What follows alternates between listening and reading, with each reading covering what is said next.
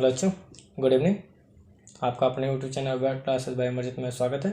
आज हम लोग कक्षा 12 के फिजिक्स सेकंड में टॉपिक क्या है, लेंस चल रहा है। और जिसमें क्या है, हम लोग पिछले वीडियो में कहाँ तक लेंस मेकर का सूत्र कर चुके थे। और इसमें क्या था, अब प्रतिबिंबों की जो बनाने की कंडीशन थी, जो प्रतिबिंब बनाने के नियम थे, उनको भी हमने क्या किया था, करा दिया था। प्रतिबिंब किस तरह से बनाएंगे और कौन कौन से नियम उसमें क्या होंगे, लागू होंगे, उन्हें हमने क्या किया था, करा दिया था। और अभी तक जो पिछली वीडियो को ना देखें, और डिस्क्रिप्शन में लिंक दिया गया, जाकर के पिछली वीडियो को देख सकते हैं। चलिए हम लोग बिना बातें किए क्या करते हैं, आगे की तरफ चलना प्रारंभ करते हैं। एक बात और समझ लीजिए, हो सकता है किसी व्यक्ति को ऐसा भी लग रहा है कि सर जी क्या कर रहे हैं, इतना डिटेल चल रहा है तो कैसे सिलेबस कंप्लीट करेंगे। देखिए, कहने मतलब जो इंपॉर्टेंट क्वेश्चन पूछा हम खाली उसी को भी कर सकते हैं, लेकिन इंपॉर्टेंट क्वेश्चन करने के चक्कर में पता चला कि आप उसका बेस तो समझ ही नहीं रहे हैं, खाली क्वेश्चन को तब तो रट्टा मारना हो जाएगा। लेकिन हमें ये नहीं करना है, हम लोग उसमें क्या करें, थोड़ा सा फास्ट करेंगे, लेकिन हर चीज़ों को देखते हुए चलेंगे। ठीक है, जो इंपॉर्टेंट हो हम उसी क्वेश्चन को कराएंगे, ज़्यादा करने का हम प्रयास नहीं करेंगे। ठीक है, देखिए क्या है, उत्तल लेंस द्वारा प्रतिबिंबों का बनना। उत्तल लेंस द्वारा किसका, बिंबों का बनना।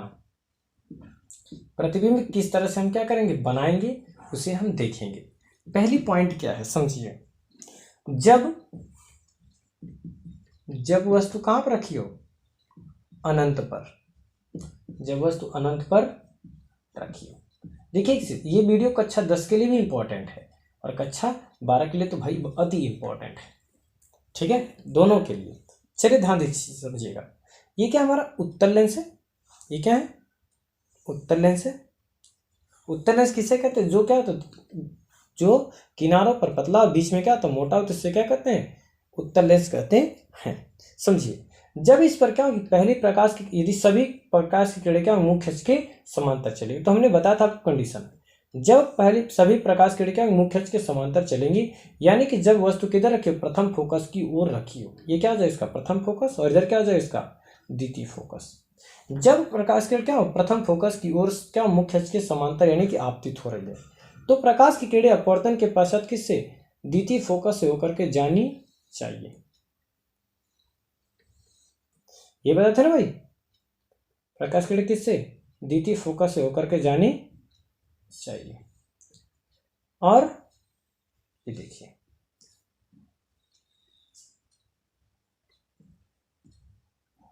हो गया, द्वितीय फोकस से होकर के जानी चाहिए। तो जहां पर ये एक दूसरे को क्या करेंगे, काटेंगे, वही इसका क्या कहलाएगा, द्वितीय फोकस कहलाएगा। यानी कि देखिए, जब वस्तु कहां पे, अनंत पर रखी हो, जब वस्तु अनंत पर रखी तो उससे चलने वाली प्रकाश किरण क्या होती है, मुंह खींच के समांतर चलती, तथा अपवर्तन के पश्चात क्या होती है, द्वितीय फोकस पर फोकसित होती है। अतः वस्तु ओ डैश का कैसा प्रतिबिंब, वस्तु ओ डैश का वास्तविक प्रतिबिंब कहां पे, फोकस, द्वितीय फोकस तल पर बनता है। कैसा बनता है, वस्तु से छोटा, कैसा, बिंदु आकार का। कैसा, वस्तु से बहुत ही छोटा, न के बराबर कर दिए, कैसा, बिंदु आकार का बनता है। कैसा बनता है, वास्तविक बनता है। और कैसा, द्वितीय फोकस तल पर बनता है। ठीक है जी, कोई दिक्कत। दूसरी बात, अगला पॉइंट क्या होगा, जब वस्तु कहां पर रखी हो, जब वस्तु अनंत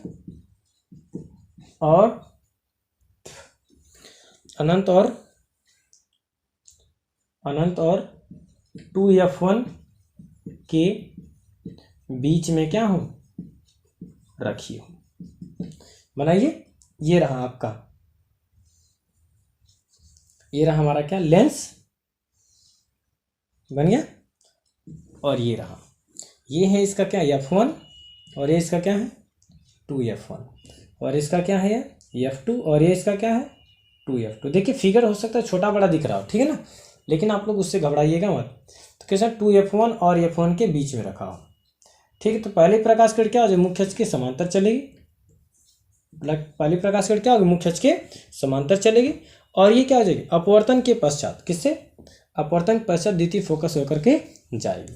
और दूसरी प्रकाश किरण क्या हो जाएगी, प्रकाशीय केंद्र से होकर के जाएगी, किससे,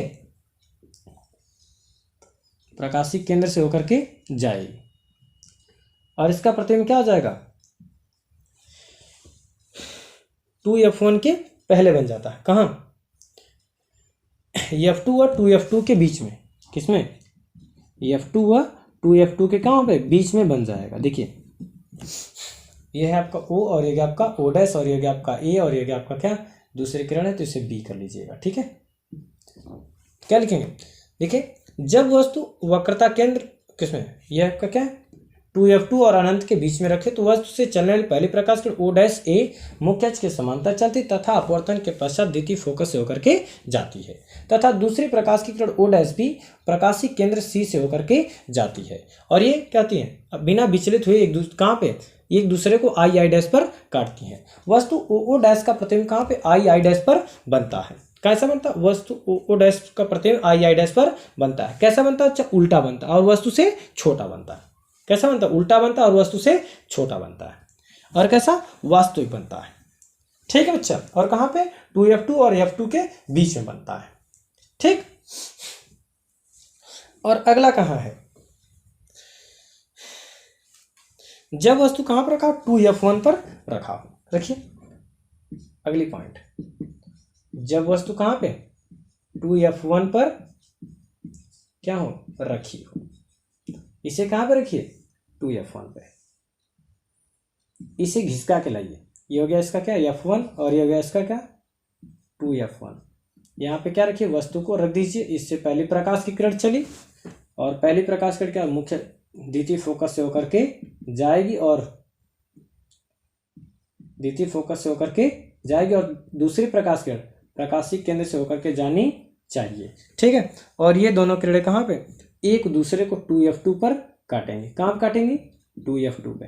यानी कि जब वस्तु O डैश कहाँ पे, 2F1 पर रखी तो वस्तु से चलने वाली पहली प्रकाश की किरण मुख्य अक्ष के समांतर चलती है और दूसरी प्रकाश किरण किससे, प्रकाशिक केंद्र से होकर के जाती है। और ये दोनों किरणें एक दूसरे को कहाँ पे, I डैश पर काटती हैं। वस्तु O डैश का वास्तविक प्रतिबिंब I डैश पर बनता है। और कैसा, वास्तविक बनता है और उल्टा बनता है और वस्तु के बराबर बनता है। और कहाँ पे, 2F2 तल पर बनता है। कहाँ पे बनता है, 2F2 तल पर बनता है और कैसे, वस्तु के बराबर बनता है। ठीक है, अच्छा उम्मीद करते हैं आपको समझ में आ रहा होगा। अब वस्तु को क्या करें, थोड़ा सा और आगे घुसका, यानी कि आप कहां पे रखेंगे,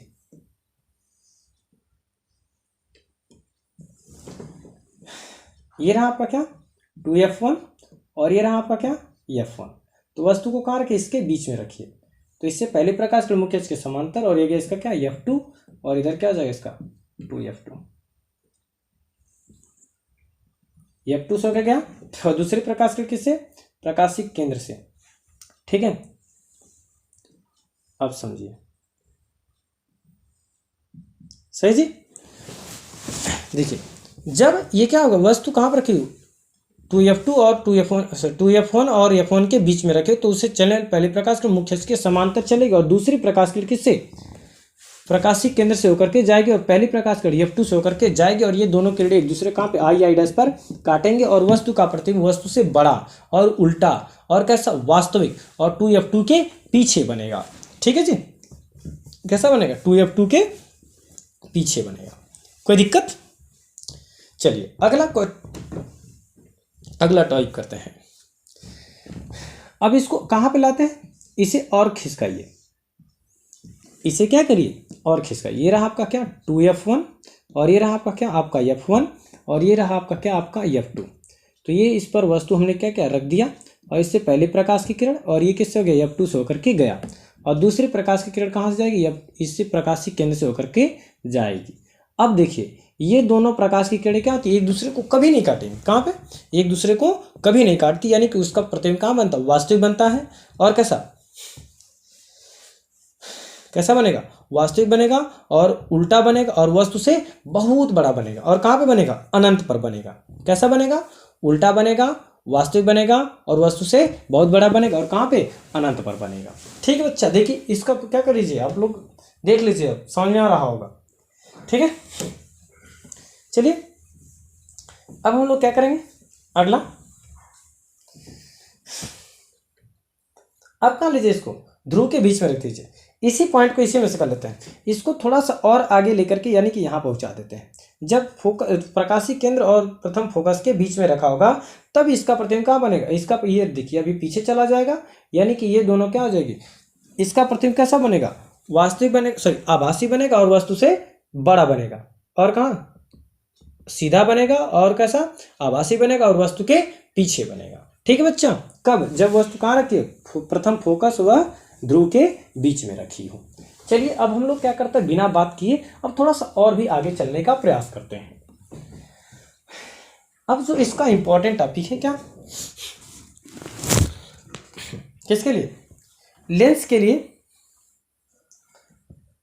कर लेते क्या, लेंस का सूत्र। ठीक है, हरे राम, करिए बच्चा। लेंस के लिए किसके लिए, पहला क्या करते हैं, लेंस के लिए देखिए, लेंस अवतल और उत्तल दोनों का सूत्र एक ही आएगा, तो हम एक का करते हैं, जिसका कर लीजिए, चाहे अवतल करे चाहे उत्तल करे। चलिए उत्तल का कर देते हैं, तो उत्तल लेंस का क्या हो जाएगा, लिखेंगे उत्तल लेंस के लिए क्या हो जाएगा, सूत्र का निगमन।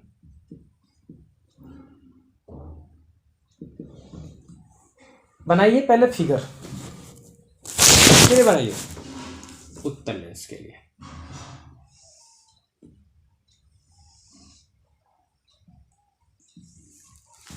ये क्या चाहिए, आपका क्या है, आपका F1 और ये आपका क्या है 2F1 और ये क्या है आपका F2 और ये क्या है आपका 2F2। ठीक है,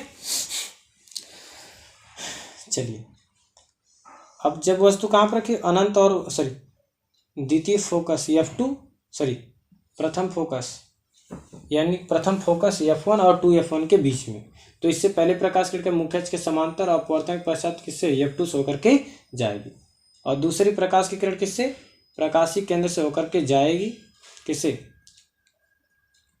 प्रकाशिक केंद्र से होकर के जाएगी और अपवर्तन के पश्चात एक दूसरे को कहाँ पे,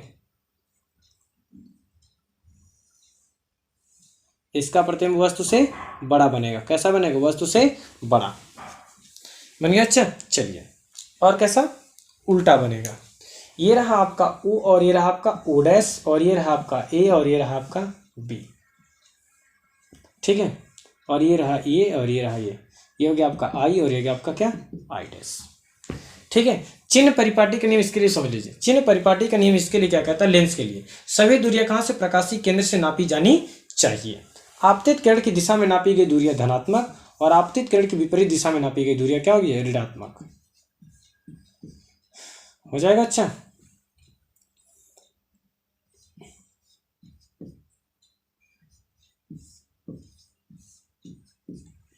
ठीक है ना, चलिए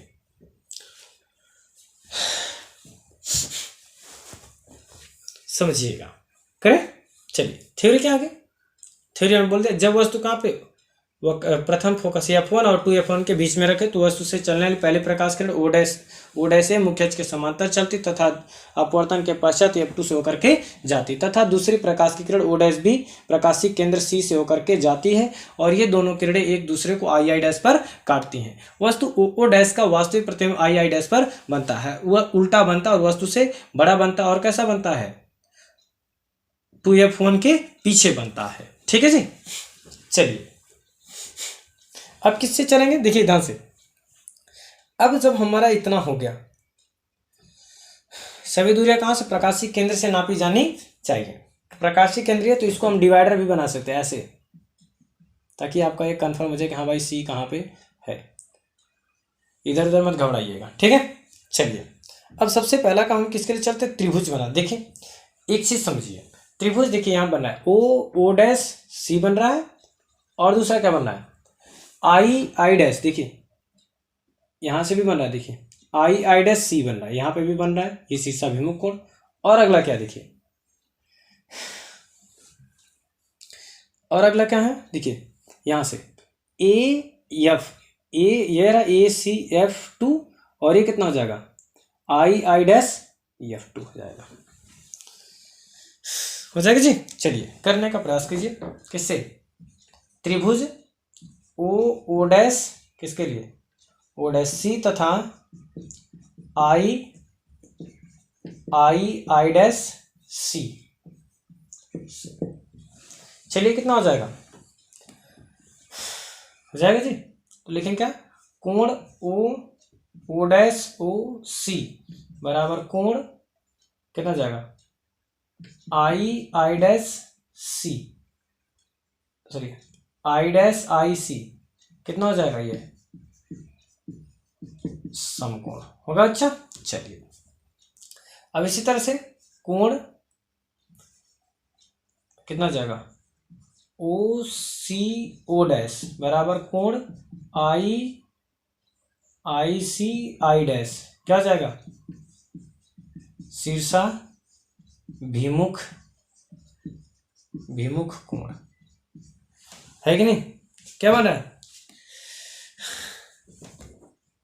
शीर्षा भिमुख कोण बन रहा है। चलिए और एक चीज देखिए, एक बात यहाँ पे किसके लिए, त्रिभुज ओ डैश सी तथा त्रिभुज आई डैश सी क्या है, समरूप है। क्या है, समरूप है। तो समरूप त्रिभुज से, समरूप त्रिभुज क्या होता है, देखिए तो हमने लिख दिया, इसको नहीं लिखना चाहिए तो डायरेक्ट कर देते, चलो कोई बात नहीं। किससे, समरूप त्रिभुज से। तो समरूप त्रिभुज क्या होता है, देखिए ओ डैश बटे आई डैश बराबर कितना जाता, ओ सी बटे का आई सी। समीकरण नंबर 1 क्या हो जाएगा, समीकरण नंबर 1 हो जाएगा जी। इसी प्रकार त्रिभुज किसके लिए, त्रिभुज ए सी F2 और त्रिभुज आई कितना, आई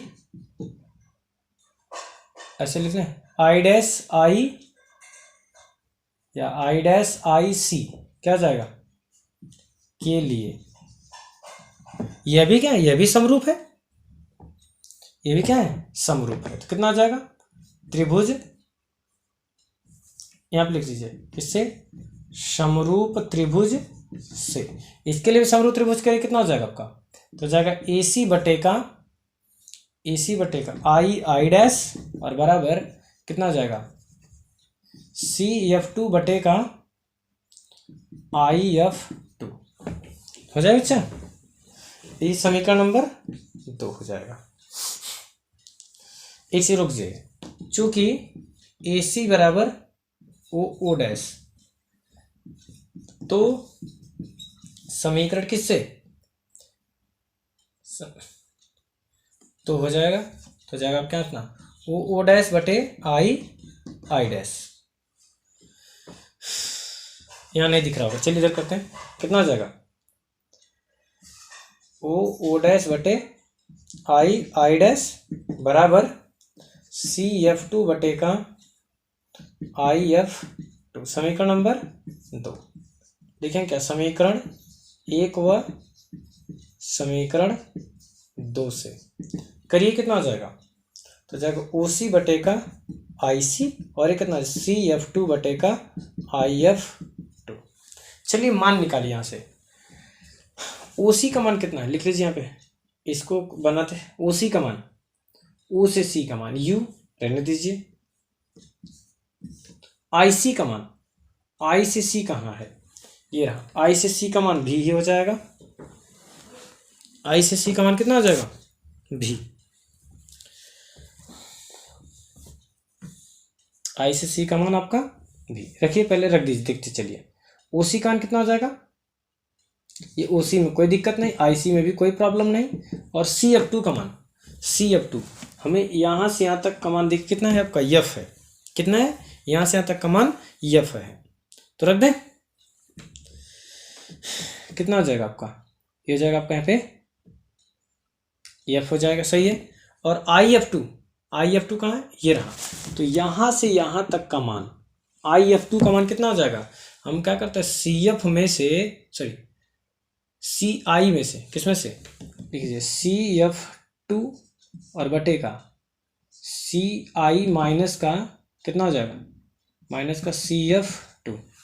समीकरण नंबर कितना हो जाएगा, 3 का लीजिए। चूंकि OC बराबर, OC का मान कितना, माइनस का U, और IC का मान कितना है, I से C हो जाएगा आपका V प्लस V, और फिर कितना है आपका CF2 का मान कितना है, CF2 का मान ये है आपका प्लस का V।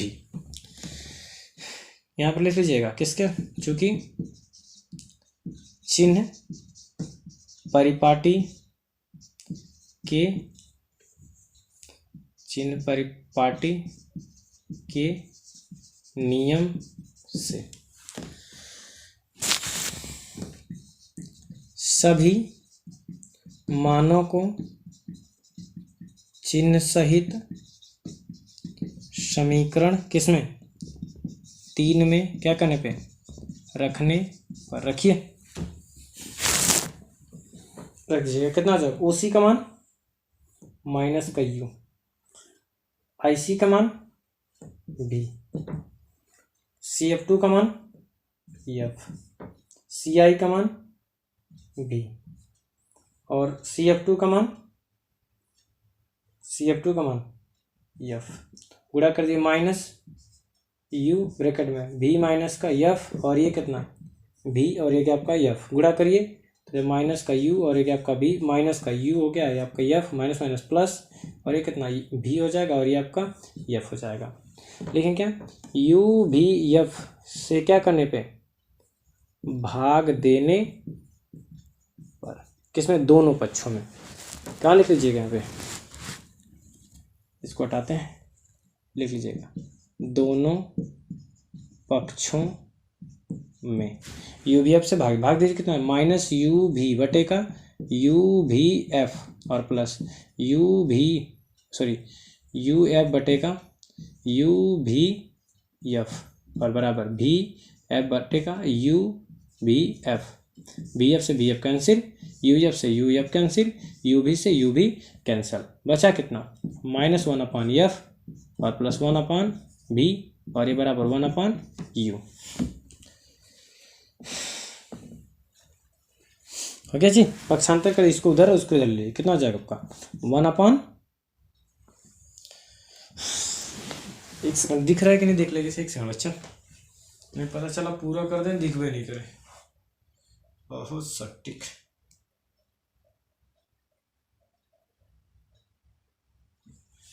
चलिए कितना हो जाएगा, एक लाइन बचा है, तो जाएगा आपको 1/F, इसको उधर भेजे, इसको उधर और इसको इधर, तो 1/B माइनस 1/U।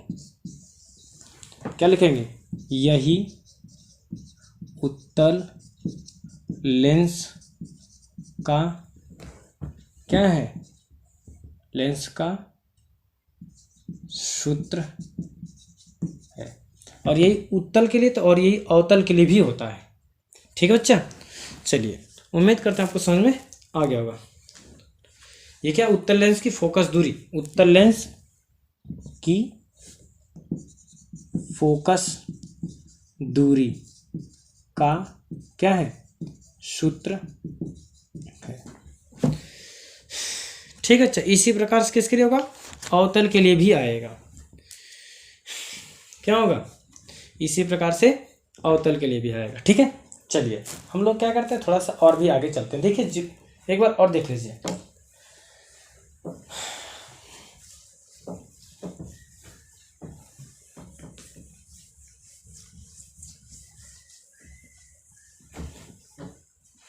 आगे हमारा टॉपिक क्या है, आगे हमारा टॉपिक है रेखीय आवर्धन। रेखीय आवर्धन, रेखीय आवर्धन क्या होता है समझिए। कहने का मतलब, रेखीय आवर्धन लिख लीजिए, रेखीय आवर्धन को हमसे पर, रेखीय आवर्धन क्या होता है, रेखीय, समझ लीजिए,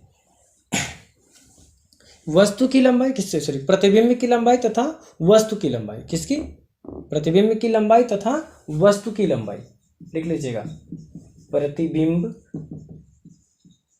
की लंबाई और बटे वस्तु की लंबाई। यही क्या कहलाता है? रेखीय आवर्धन कहलाता है। रेखीय आवर्धन को किससे? यम से प्रदर्शित करते, तो फार्मूला कितना हो जाएगा? प्रतिबिंब की लंबाई किसके लिए? ये हो जाए किसमें? इसको ऐसे लिख सकते हैं, लेंस से प्रतिबिंब की दूरी किसमें? भी में हो जाएगा, और बटे हो जाएगा लेंस से वस्तु की दूरी कितने हो जाएगा? ये यू में हो जाएगा। ठीक है बच्चा, तो यम बराबर कितना हो जाएगा? भी बटे का यू। ठीक है, यम बराबर कितना हो जाएगा? भी बटे का यू। आवर्धन का मान समझिए थे एक चीज, और ये टेबल बना लीजिएगा, आपके लिए इंपॉर्टेंट है। आवर्धन, यदि आवर्धन का मान, किसका मान? यम का मान, यदि आवर्धन का परिणाम, यदि आवर्धन का जो परिणाम होगा किससे? एक के बराबर होगा। किसके बराबर? एक के बराबर होगा। तो जो प्रतिबिंब का आकार होगा, किसका? प्रतिबिंब का जो प्रतिबिंब का आकार होगा वह कैसा आ जाएगा? वस्तु के बराबर हो जाएगा। किसके? वस्तु के आकार का होगा। किसके आकार का? वस्तु के आकार का होगा। यदि इसका मान क्या हो जाए? एक से ज्यादा हो जाए तो ये क्या हो जाएगा? वस्तु से बड़ा होगा। वस्तु से क्या हो जाएगा? बड़ा। और यदि ये छोटा हो जाए, किसका? एक से या छोटा हो जाए तो क्या हो जाएगा? वस्तु से छोटा हो जाएगा। समझ में आई बात? यही क्या है? वस्तु का आकार है। चलिए, लेंस की क्षमता हमने बता दी कि लेंस का क्षमता क्या होता है। लेंस की क्षमता बताए थे। लेंस की क्षमता क्या होता है? जितनी ज़्यादा मात्रा में प्रकाश की किरणों को क्या कर सकता है? बटोर अथवा फैला सकता है, इसकी क्या कहते हैं? लेंस की क्षमता कहलाती है। इससे हम किससे प्रदर्शित करते हैं? पी से प्रदर्शित होता है। पी बराबर 1 का एफ, और ये किसमें हो गया? ये मीटर में। किसमें? 1 एफ, ये होता है मीटर में। तो आ जाता है कितना? पी बराबर, इसको लिख सकते 1 एफ मीटर को क्या लिख सकते हैं? डायोप्टर। प्लस माइनस क्या जाएगा? ये डायोप्टर। तो लेंस की जो क्षमता होती है किसमें होती है? डायोप्टर में मापी जाती है। ठीक है, अच्छा चलिए, अब हम लोग क्या करेंगे? कुछ चीज़ें आगे के लिए, अगले दिन के लिए भी छोड़ देते हैं, क्योंकि बहुत ज़्यादा लंबा हो जा रहा है। ठीक है, वीडियो ज़्यादा लंबी हो जा रही है, हो सकता है कुछ लोग देखने में डाटा भी ज़्यादा खत्म होता होगा, तो हम लोग क्या करते हैं? थोड़ा कम करने का ही प्रयास करते हैं। तो अब अगला हेडिंग हमारा क्या होगा? ये भी इंपॉर्टेंट है। संपर्क में रखे दो पतले लेंसों का संयोजन। ठीक है, ये टॉपिक हम लोग क्या करेंगे? नेक्स्ट डे चर्चा करेंगे। ठीक है, क्या करेंगे? जब दोनों क्या हो जाए? जब दो लेंस क्या हो? एक दूसरे के संपर्क में रखे हों, तब क्या हो जाए? जो उसकी फोकस दूरी आएगी उसको हम क्या करेंगे? देखेंगे कि कितना वो आती है। एक डेरिवेशन इसमें और बचे हुए हैं। फिर इसके बाद जो ये आपका इकाई है लाइट वाला, इसमें क्या हो जाएगा? लाइट में ये जो हो जाएगा आपका प्रकाश का परावर्तन वाला है, पूरा क्या हो जाएगा? तब खत्म हो जाएगा। ठीक है, तो चलिए, और जो तो अभी तक जो लोग क्या चैनल पर नए, चैनल को लाइक से सब्सक्राइब करना ना भूलें। तो हम लोग क्या करते हैं? अब मिलते हैं अगली वीडियो में, और तब तक के लिए नमस्कार, धन्यवाद, गुड नाइट।